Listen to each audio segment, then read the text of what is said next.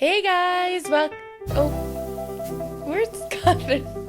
Guys, where's Kathryn? I am not here to host this episode on my own. Welcome to the Halloween special! Woo! Is this the right studio?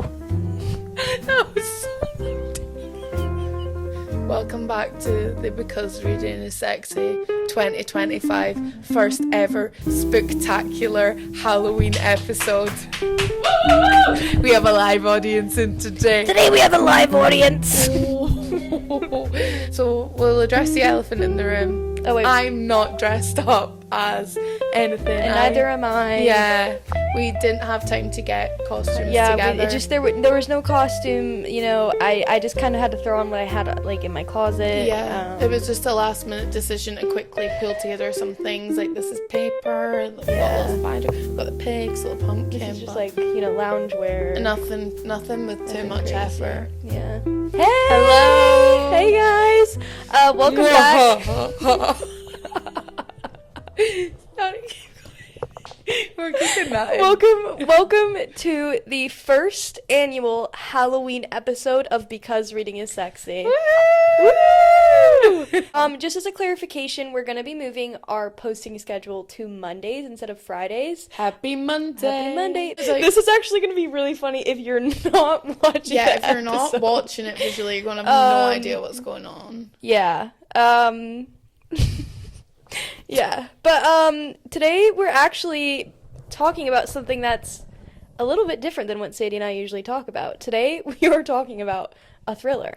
Ooh. Not our typical genre. No, Not our typical bread and butter. No, shall you say? Sadie and I stay pretty much safely in the romance, fantasy, or romance and But fantasy I genre. would like to say before we go into it, this was not fiction that reading. intense of a thriller at all. No, if you're looking for something that's particularly scary, this was not it. No, and that's really not really bad of us. I'm gonna no, yeah. So the book that we're talking about, it actually wasn't that intense. Now we're gonna have two parts to this podcast. We're going to have the non-spoiler bit for if you're planning to read the book, if you don't really want to be spoiled, because I know some of our listeners maybe have some of these things on their TBR. And I do recommend reading it. It was a good read. Book. Yeah.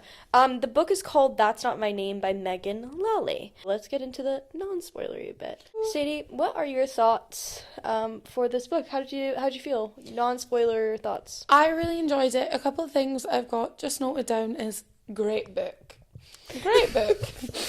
That's it. Full stop. No, I said it's really easy to follow. Like, it's kind of split two perspectives and Dual POV. yeah, it's really easy to follow along, and I feel like it was a good length. Enough happened that I was like in the story, I was following along, I wasn't getting bored. It was a bit scary, like not scary, but some of it made me feel a bit like uncomfortable. Yes, I think that's more like the vibe. There's just some bits that I was like, ooh. Yeah. But it wasn't like scared, like I think I generally avoid thrillers just because they make me quite anxious. Yeah, But whereas I wasn't felt really- it was not an easy read, but I felt I was just invested in the characters, Yeah. which was good. I thought the characters were quite well written. really well. Yeah. The general premise of the book, basically there's this girl who wakes up in a ditch on the side of the road. She doesn't know who she is. She starts like stumbling down the street, and then a cop comes and picks her up. And then the other POV is this boy who's looking for his girlfriend who's gone missing, who the whole town is blaming him for her murder, for his girlfriend's murder. They're high school students as well, like 17. Yes, Yeah. yes, just So, about to graduate high school. Young So like adult. in the U.S., seniors in high school, final year of high school. But the whole town, and especially the sheriff, is blaming this boy. For her disappearance. Yes, because she's been gone for about 5 weeks at this point. Yeah. Their POVs take place at the same time, except the girl, who we don't know the name of, is taking place. She goes like day 1, day 2, whereas Drew, you don't really know. It's just more of a follow. Yeah, follow you're just sort of along, assuming yeah. that you're kind of at the same point. The sheriff also doesn't want to take it any further than Yeah, keeping it local. Thinks that Yeah. it doesn't need to be Because basically, too far gone. I didn't even get to the part where she gets to the sheriff's office and someone who says that they're her dad and has all of her identification stuff that looks like her, pictures that look like her, and says that he's her dad and that he's come to find her, and that and then they release her into his custody. So you're kind of going through that, and you're kind of you're automatically suspicious because this is a thriller. It's not like it's actually her dad. The minute some random man shows up claiming his daughter's gone missing, been in a car crash, and he just happens to rock up to the police station where there is a girl they've just found on the side of the road in a state. Yeah, and the sheriff's like against Drew, and he thinks that it's his fault that he's in, and so he's not taking it any further. He's not looking for Lola. He's literally just saying, "This is your fault. I'm only focusing on this part of the investigation." He's basically pitting the whole town, the whole community against him. Yeah, which you find out pretty quickly is not the right thing to be doing. Yeah, I just really like Drew. I think the way that we know that something happened before, because basically we find out that he was the last person who saw her. They go to their spot. She gets out of the car, goes home, and But at this point, he's not said what happened, why she got out of the car, why she walked home. You just sort of know that something happened, and he's feeling really guilty about it. But you can kind of tell that he's not just searching because he feels guilty that she got out of his car. You can tell that he's searching because he genuinely loves her. Yeah. I also really like it kind of takes place around Drew and then Autumn, who is the missing girl's best friend, and then Max, who is Drew's cousin. Friend. Oh, and best friend. Yeah. And I feel like they're all I've really enjoyed their kind of...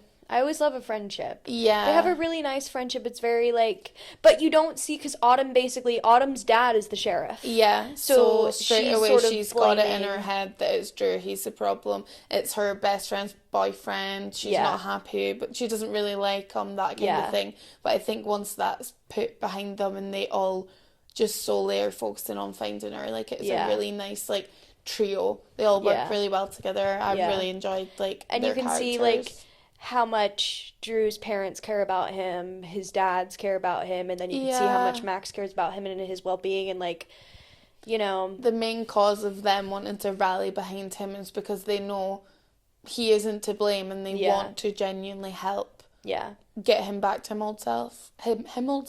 his old self by finding his girlfriend. Yeah, it's funny seeing the girl, because it's just girl, that's just her point of view. Yeah, I thought it was really interesting how straight from the bat it's girl, there's no identity. She has no idea who she is. She doesn't know what she likes, and she's getting all these pieces from her dad, who's saying that these are the things about you, and she has this list in her head, and she's okay, I'm married, and these are my... you and her, you and the character are both becoming equally as suspicious at the same time. Yes. It's you're picking up on suspicions when she's picking up on suspicions, or you're picking up on suspicions that she's not picked up on, and you're oh my god, he's just done that, or he's just said that, and it's it all starts to click. Okay, so before we go into any spoiler territory, what was your overall thoughts, feelings, concerns, final ratings? What did you rate the book? I think I'd give it a 3.5 out of 5 stars. I was giving it a 4. Yeah. 4.5. Yeah. Pushing 4.5. Yeah. Solid 4. Yeah. And I think on our scale, I think that's the same, about the same, kind of rating. Anything I give a 5, and Kathryn's pretty harsh, so I feel her 3... No, but you do, your 3 is yeah, my 3 is actually I enjoyed the book. I would recommend to others, but it's not oh my god tier list. Yeah. I had a fun time when I was looking through the reviews. So there was a lot of solid 5 stars, and I thought, whoa, guys, that's kind of crazy. I mean, I guess people who because imagine us reading a romance novel that's just straight edge, cut off the bat, made us feel happy, giddy, we're laughing by the end of it. Like that. Yeah. That also no. I mean our scale for a romance book. Yeah. Because, we're not reading thrillers all the time. Yeah. Or mysteries. That was also her debut novel. Yes, that's the thing. It was Megan Lally's debut novel, and I thought it was I thought she was a great writer. Yeah. I loved the way that she wrote her characters. I had a fun time. I think she moved the story really well. Quite a short book as well, maybe 300 odd pages. I read it in a night. But I still thought it was, just enough. I got enough. Yeah. And I was happy. It was satisfying. Okay, now we can move into the spoiler bit. If you want to read the book, this is where you spoiler. leave. Why am I holding it up like a microphone when I have a microphone? Spoiler alert. This is Spoiler where you alert. leave if you want to read this book, which we do recommend the book if you want to read it, but I honestly will like watch podcasts like this with spoilers and then I'll go read the book. Like I don't really care. But let's get into our spoiler reviews. We're going to be spoiling things about the plot. So just the if you main want to leave thing now. I want to say first off the bat, did not see the ending coming at all. No. I thought I had it cracked. I thought that's not her dad. Drew's gonna find her. They're gonna live happily ever after.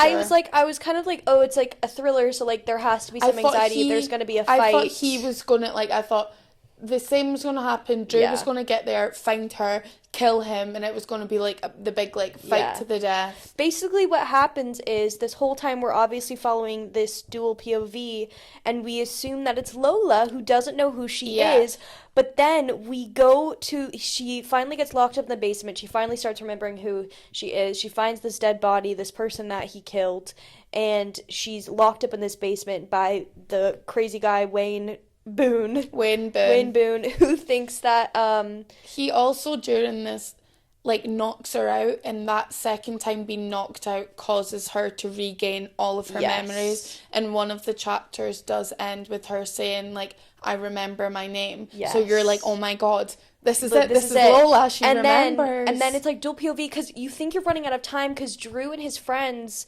are racing to, because the sheriff's not doing anything. They've found something on the tip line from the evidence that they stole. Yeah. They're going to this place. You're like, oh my god, hands. yes, because we obviously see from the girl's POV, she sees someone, she waves, and the person waves back, and she calls the tip line. Yeah. So they're there. They're at the station. They're at the police officers originally spoke to the girl. Honestly, yes, a few miles away from each other. And then that man that he killed that I mentioned earlier, his missing flyers are there and his address is on the computer.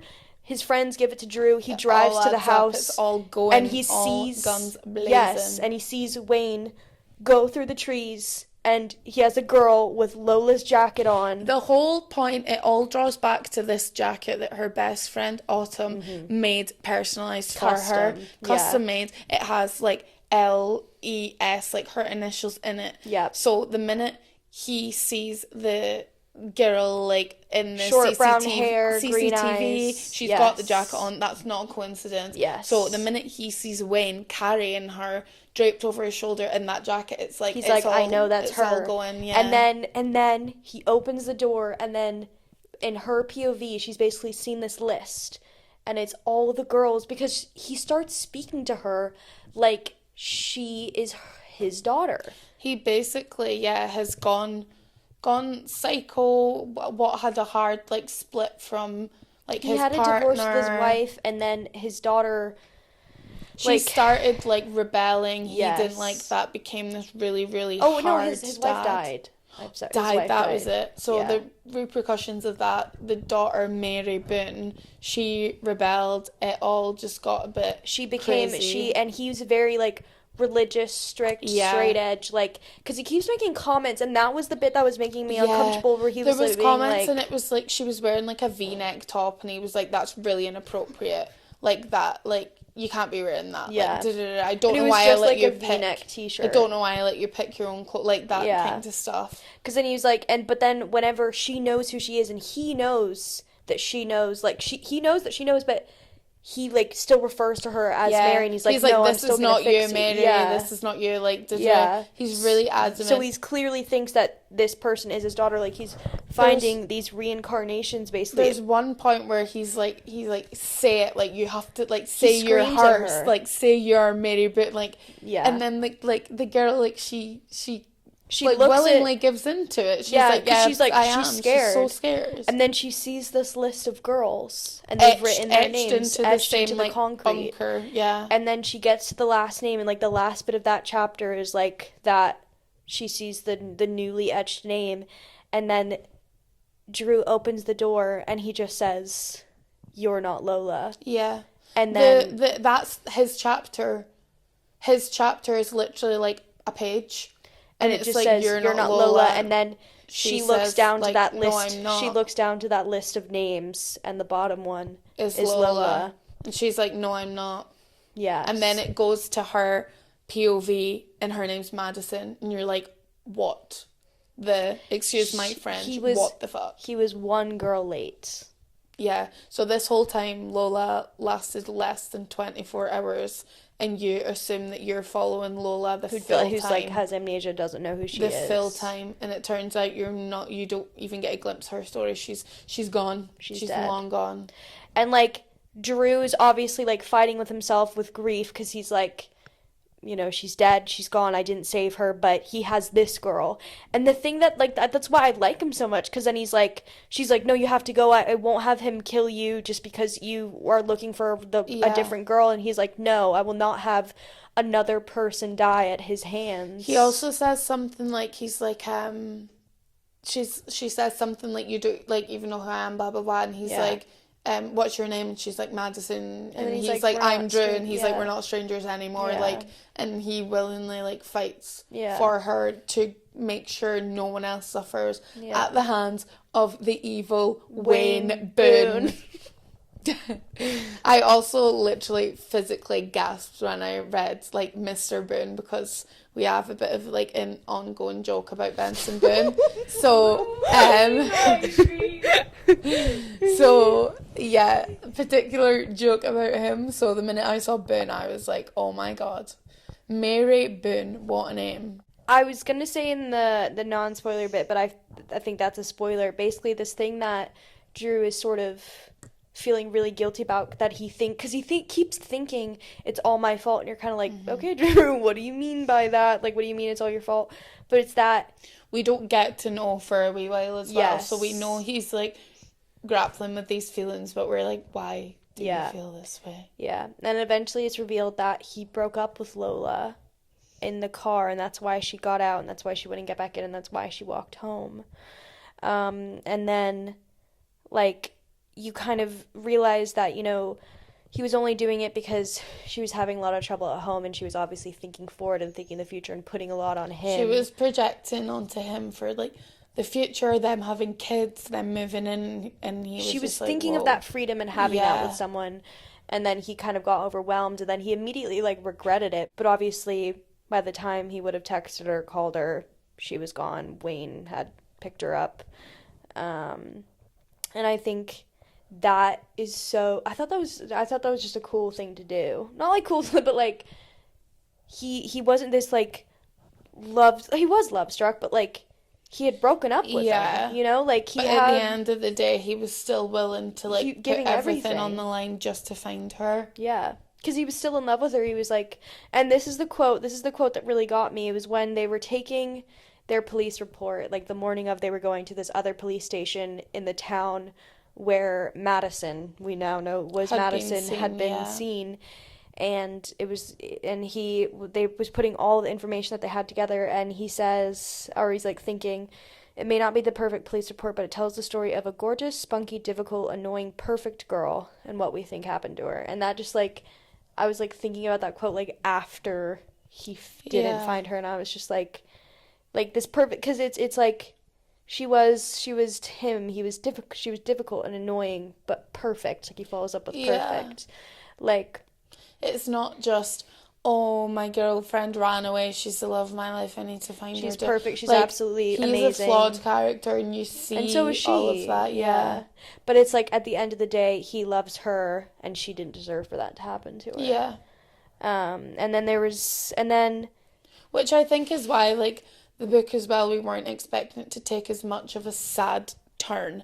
We didn't think either of us were going to be crying by the end of it. No, because I was crying. I was crying whenever, like, he saw, like, realized that it wasn't her. I was like, because he put so much of himself into that, and to realize to simultaneously be grappling with the grief of someone you love, and also have this urge to save someone else that you literally do not know from the same fate. A few times as well, it was like he was close to giving up, or they were close to giving up, but it's like, as like his friend, and with their genuine feelings towards the situation, like they were never gonna willingly like give up and let it, when it was so close. They were so close, like they thought it was all over until it was Autumn who found the address of the neighbour who Wayne had murdered. So that took him straight to the door. And Yeah. it's like a few like moments that were so close, that were so I close, just think but it they was so never cool gave how up. she built it up to be like, we're close, we've got them, he's got And her, you his were fully girlfriend. going in. The minute he Yeah. opened the door, I was It's like, like, oh my yes, God, he's found her, he's found her. he's got I was her. expecting this massive battle. He was going to kill her, which, kill her? No. Kill him. Kill Yeah. him, which he did end up doing in the It's end. like this really difficult fight, Joint effort. and joint effort, and it ends up that Madison is the one that like pushes him down the stairs, I Yeah, think, and he he technically breaks his dies of neck breaking and his neck, dies, yeah. which I think is really cool because his daughter died of a broken neck. Yeah, She was the which first person he killed. caused. Yeah. He killed her out of a rage because she was like going Out at a against party. him. Yeah. So it's like he was just then stuck in this way of like not accepting Yeah. that he He literally killed stalked- his own daughter. He stalked girls that were his Mary, who looked exactly like Mary, and then He had the would perfect stalk them for opportunity, weeks, yeah. and then find them, and then if they didn't become Mary, if they didn't become his perfect vision, which obviously none of them did, He would then kill he killed them. them, and he Move on to buried the them in next. his backyard. Because I was kind of I was kind of hoping, and this is the romance reader in me, that once they found them, they would find Lola somewhere. It's like, oh, she might be like, Yeah. maybe she got away, like. I did think like they've not found her, but I thought, oh my God, like they're gonna go out and like find her in the woods or something. Like she's gotten out that quickly. She's just Yeah. like lost and confused, and I really did think that she would maybe crop up somewhere. I also thought the minute like he saved her, I was like, they're gonna fall in love and end up together. Yeah. Like Drew and Madison, I was like, No, that's I it, was that's hoping. endgame. I was hoping that they wouldn't end up together. I I wouldn't think have I wanted. was just too sad about I wouldn't the have. fact I that wouldn't. Lola Have, was I wouldn't dead. have. I wouldn't have wanted that because I feel like that's too close. Close Yeah. to home. I like how they did end it, and how basically it's so fucking sad. They skip to. It's like 4 months later. Yeah. Why am I saying A few months later, it goes to Lola's birthday. that? It's 4 months later. And it's like. Knew it. And it's fucking sad. It's like the sun comes out for Lola's birthday.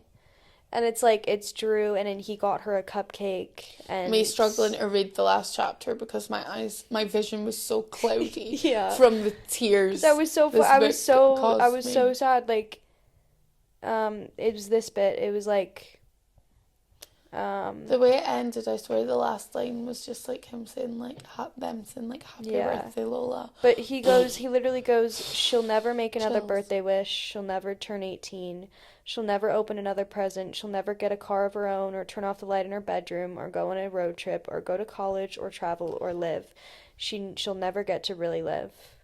And it's all my fault. And like that's the bit of it. It's the beginning of the epilogue. It sort of starts that way, and then It's really sad. Madison asks Drew's friends like where he is, and she comes to see him like with her mom, but she's there, and you know he's grappling with the fact that he still feels so much grief. And then Madison's like, Drew, like no matter what had happened, Wayne Yeah. had picked Lola. If she hadn't got out that car and walked home, it would have been the next day. It would have If been- he yeah. had been with her that next day, it would have been the next day. Yeah. He had his victims in place Lola's prior. Lola's fate was set in that way, Yeah. that Wayne had chosen her, and And whether she'd survived 24 hours, whether she'd survived 24 days, yeah. whatever. Yeah, it because was- because the thing is all the other girls probably died in the same amount of time. It was literally just the fact that Madison had lost her memory and she could sort of, you know, be his daughter. Yeah. And he didn't have any, like, He was yeah. able to like force this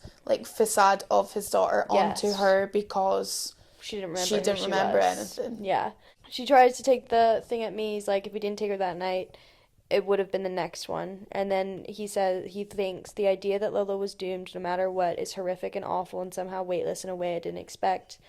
You know, he wouldn't have been so hyper focused on how the lives would be different.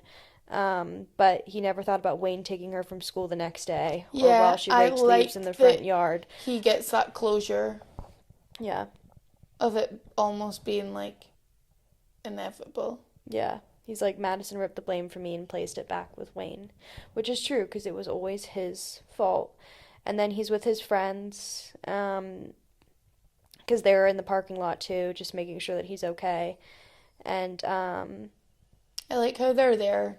They're lingering from a distance, but they're there. yeah, and he has this cupcake because he always gets Lola a cupcake on her birthday, and she lays out the jacket for him, puts the cupcake down, and then he makes an outrageous wish, which is what Lola used to do, that all of the people she loved would be okay.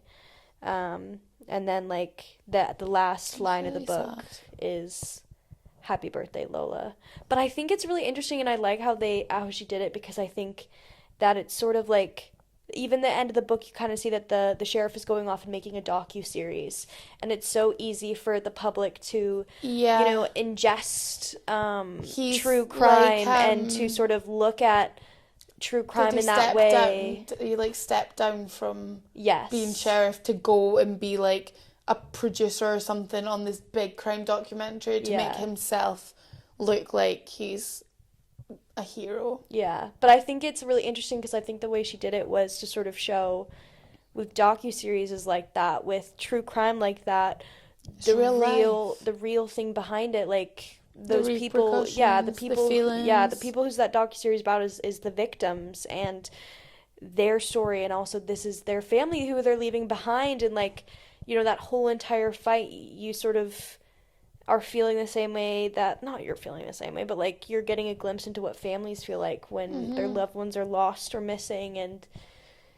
it just sort of comes together in a way that's like, it's disappointing, but then also, and it's not that happy ending. It's not the happy ending that you think you're getting, or you think like, oh, this is where it's going. And I really liked how that happened. Yeah, because Drew says to Madison, he's like, I didn't want to save you, I wanted to save her. And, he doesn't mean that in a mean way. It's just like, but then Madison's like, but you didn't just save me, you saved countless of other girls who look like me. Because I wouldn't have been the end of that chain. No. Like... He probably was already planning his next victim the minute she started going against him. Because Madison says that she's like, the detective found that, like, he had started to search the day after, like, literally the day after, for his next Mary, the day after Lola had died. But I just think it's one of those things, it's sort of the kind of behind it all, like, and I think that was really interesting, and I liked the way that they ended it. It wasn't with like them all moving on, it was Drew with lasting grief and struggling, and it's kind of like you take from that what you will. It's not like 10 years later he's married, and it's just like the finalized point of, it's her birthday, now they've got to go on and live their lives without her, which is really sad. It was really sad, but I also just enjoyed the story as a whole. I thought it was a really nice book. I enjoyed her writing. I enjoyed all the characters. I thought it moved really nicely. And same as I said in the non-spoiler, but I gave it a 3.5 stars. I had a really nice time. I think that I'm a bit of a sucker for tragedy, honestly. I think if you could do like something kind of tragic quite well, then I'm in. Yeah. And that sounds bad, but I just think I dun, dun, dun, tragedy. I just think I eat that up. I'm scared. I do. I eat it up. Because I think if someone can make you feel like that, then I think that's good. Yeah, like, yeah, like it made me cry. Like it got me. Do you have anything to say to the people, Lorax?